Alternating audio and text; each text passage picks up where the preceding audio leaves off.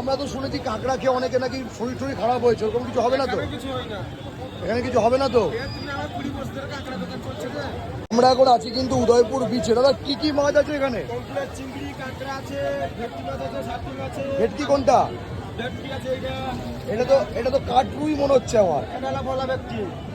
এটা ভোলা ভেটকি।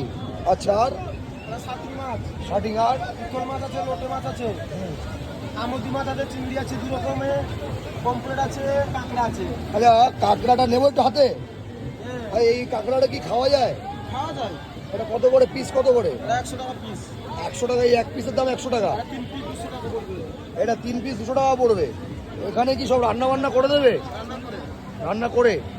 আচ্ছা, দেখতে পাচ্ছি এটা হচ্ছে 3 পিস কত বলে 200 টাকা। আর এটা হচ্ছে 200। এটা 2 পিস 200, এটা 1 পিস 100। এটা 2 পিস, এটা 2 পিস 200। আচ্ছা, 2 পিস 200। আচ্ছা, এটা কি বড় ছোটোর ব্যাপারে নাকি?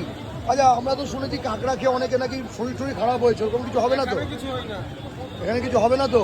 তুমি আমার 20 বছর ধরে কাঁকড়া দোকান চলছে না? 20 বছর ধরে দোকানদারি করছো। আর ওটা কি রান্না হয় নাকি ওখানে?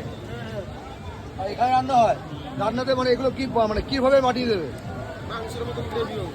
মাংস মতো গ্রেভি হবে, খেতে ভালো হবে। মাংস ছেড়ে কাঁকড়া খাবে সবাই। মাংস ছেড়ে কাঁকড়া খাবে।